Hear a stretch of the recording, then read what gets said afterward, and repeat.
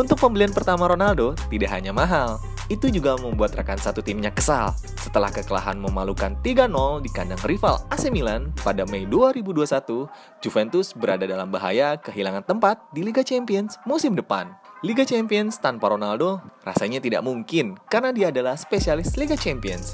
Bagaimana bisa sebuah tim menjuarai Liga Champions 3 kali beruntun jika tanpa kontribusi darinya? Seharusnya Ronaldo kembali berlatih keesokan harinya untuk memotivasi rekan satu timnya agar mendapatkan tiket terakhir ke Liga Champions. Nah, yang terjadi justru sebaliknya. Ronaldo tidak pernah muncul. Ronaldo absen latihan, sesuatu yang mengerikan pasti telah terjadi. Segera panggil polisi.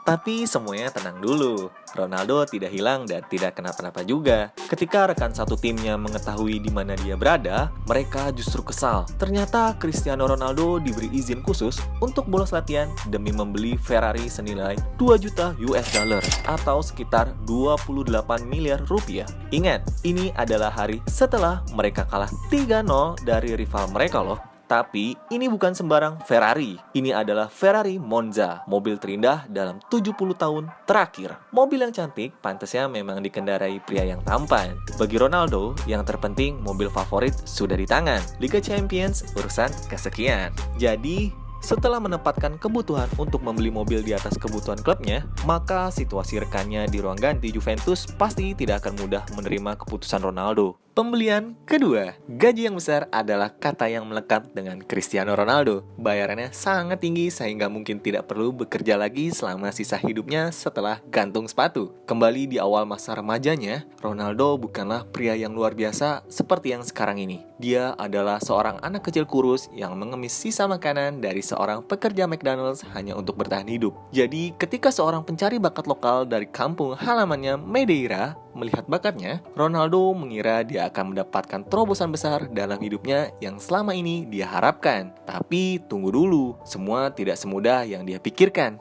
Ada yang menghalangi jalannya. Dia adalah Albert Van Trauw, teman masa kecilnya dan rekan setimnya. Dengan hanya satu tempat tersisa di akademi lokal, pencari bakat memberitahu kedua anak muda tersebut bahwa siapapun yang mencetak gol paling banyak, dia yang akan masuk ke akademi kami. Ronaldo tahu ini adalah kesempatan seumur hidup baginya, tetapi tidak menyangka ada pengorbanan luar biasa yang akan dilakukan temannya demi dirinya. Dalam sebuah wawancara tentang Albert, Ronaldo mengatakan, "Kami memenangkan pertandingan itu dengan skor 3-0. Saya mencetak gol pertama, kemudian Albert mencetak gol kedua dengan sundulan yang bagus. Tapi gol ketiga sangat mengesankan bagi kami semua. Albert 1-1 melawan kiper. Dia mengitari kiper dan saya berlari di depannya. Dia hanya tinggal mencetak gol, tetapi justru memberikan bolanya kepada saya dan saya mencetak gol ketiga. Jadi saya mendapatkan tempat itu dan pergi ke akademi. Setelah pertandingan, saya mendatanginya dan bertanya mengapa dia melakukan itu. Albert mengatakan, karena Anda lebih baik dari saya." Apa yang membuat pengorbanan Albert jauh lebih luar biasa bahwa karirnya berakhir setelah pertandingan itu dan dia tidak pernah mendapat kesempatan yang sama lagi dalam sepak bola. Tetapi ketika seorang jurnalis bertanya kepada Albert bagaimana dia masih bisa membeli rumah dan mobil meskipun dia menganggur, Albert punya satu jawaban. Itu semua dari Ronaldo. Pembelian ketiga. Jadi itulah bayaran menjadi teman Ronaldo. Tidak ada yang menyangka akan berakhir seperti Albert. Tetapi bagaimana jika kamu lebih dari sekedar teman bagi Cristiano Ronaldo? Bagaimana jika kamu begitu istimewa sehingga harus berbagi ranjang yang sama dengannya selama sisa hidup? Nah, soal ini kita bisa memutar waktu kembali ke tahun 2016. Sebagai pria yang menyukai fashion, Ronaldo datang ke toko Gucci. Bukannya berjalan keluar dengan tas atau ikat pinggang Gucci terbaru, dia berjalan keluar dengan cinta dalam hidupnya, Georgina Rodriguez. Pasangan ini sekarang telah bersama selama lebih dari 5 tahun dan sekarang menjadi ibu dari 4 anak Ronaldo. Bayangkan itu, dari menjadi penjaga toko yang hanya berpenghasilan 5 juta rupiah per pekan, justru menjadi pacar pemain paling terkenal di dunia sepak bola. Tapi keadaan tidak selalu mulus untuk Georgina.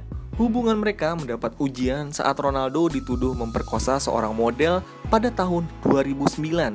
sehingga harus mengklaim ganti rugi hingga 18 juta pound sterling. Model tersebut menuduh bahwa Ronaldo telah memperkosanya di kamar hotel Las Vegas dan dibayar 375.000 pound sterling untuk membuatnya tutup mulut kala itu. Seperti yang bisa dibayangkan, Rodriguez pun dibanjiri paparazzi yang bertanya tentang kasus itu. Dia punya dua pilihan, meninggalkan pria yang dicintainya karena diduga selingkuh atau tetap bersama melalui masa-masa sulit. Dia memutuskan untuk tidak pergi dan segera diberi hadiah oleh sang kekasih. Cristiano Ronaldo sangat tersentuh dengan komitmennya sehingga dia membayar kepercayaan tersebut dengan cincin tunangan termahal dalam sejarah sepak bola dengan nilai 860.000 dolar Amerika Serikat atau sekitar 12,3 miliar rupiah. Kita semua kini bisa bilang bahwa Rodriguez telah membuat keputusan yang tepat. Pembelian keempat, bagi sebagian dari kita dibayar 800.000 pound sterling atau sekitar 15 miliar rupiah mungkin butuh seumur hidup untuk mengumpulkan dari gaji kita. Tapi itu bukan apa-apa bagi Ronaldo. Pria Portugal itu sudah mendapatkan bayaran 500.000 pound sterling per pekan di Real Madrid. Oleh karena itu Ronaldo menghabiskan lebih banyak uang untuk membeli jam tangan daripada dihabiskan kebanyakan orang untuk membeli rumah. Coba ingat pada Juli 2013, Real Madrid mengakhiri musim hanya dengan satu trofi, Piala Super Spanyol, yang pada dasarnya sama dengan Community Shield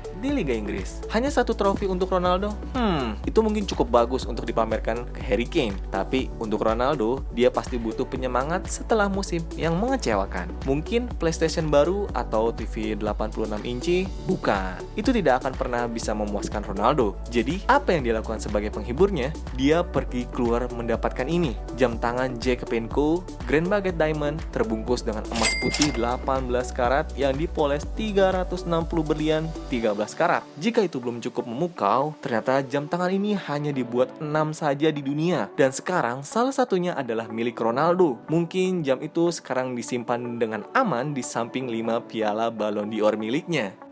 Pembelian kelima, jam tangan adalah barang berharga yang bisa dipamerkan oleh Cristiano Ronaldo. Namun pada tahun 2018, Ronaldo harus menghabiskan lebih dari 20 juta US dollar hanya untuk keluar dari penjara. Lihat lagi saat masa jayanya bersama Real Madrid, Cristiano Ronaldo menghabiskan hingga 108 juta dolar dalam setahun untuk pekerjaannya di dalam dan di luar lapangan. Dan sama seperti kita semua, dia ingin menabung sebanyak-banyaknya yang dia bisa sebelum pemerintah datang untuk mengambil sebagian hartanya demi pajak. Kami telah bekerja keras dan ini adalah uang kami. Mari disimpan. Nah, itulah yang mungkin ada dalam pikiran Ronaldo. Jadi, daripada membayar pajak itu, Ronaldo memutuskan untuk mengirimkan semua uang hasil jerih payahnya ke negara suaka pajak di Kepulauan Virgin, Inggris. Yang berarti dia tidak perlu membayar lagi pajak tinggi di Spanyol. Tapi itu tidak berlangsung lama karena kemudian pihak berwenang Spanyol datang menghubunginya karena mencium aroma yang tidak semestinya dari Cristiano Ronaldo.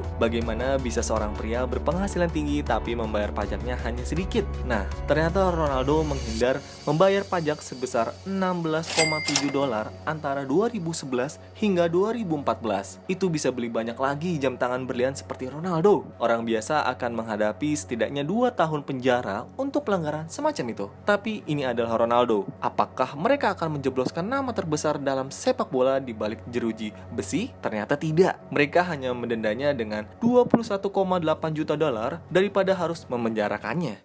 Pembelian ke-6, ternyata mengirim uangnya ke luar negeri bukanlah hal baru bagi Cristiano Ronaldo. Maksudnya, pria ini ternyata memiliki banyak rumah di seluruh dunia senilai lebih dari 30 juta US dollar atau hampir setengah triliun rupiah. Dulunya Ronaldo memulai hidupnya di apartemen Madeira yang sederhana di Portugal. Dia berbagi kamar yang kecil dengan saudara laki-laki dan perempuannya dan sempat membawa putranya, Cristiano Junior, kembali ke rumah lamanya pada tahun 2019 untuk menunjukkan kepada putranya dari mana ayahnya berasal. Cristiano Junior tidak percaya di sanalah ayahnya tinggal. Tetapi ketika Ronaldo akhirnya meninggalkan Portugal ke Manchester, kehausan Ronaldo dengan kehidupan mewah dimulai dengan membeli properti senilai 3 juta dolar untuk memindahkan seluruh keluarganya bersamanya. Kemudian dari sana, dia membeli rumah besar senilai 4,8 juta dolar di Madrid dan sekarang memiliki villa besar di Turin. Tidak ada yang tahu berapa biayanya. Tetapi lihat saja saja ukurannya, itu pasti tidak akan murah. Tetapi saat tidak ada pertandingan, membuat Ronaldo bosan, sehingga dia membeli sebuah rumah mewah senilai 7 juta dolar di kampung halamannya di Madeira, dan apartemen senilai 18,5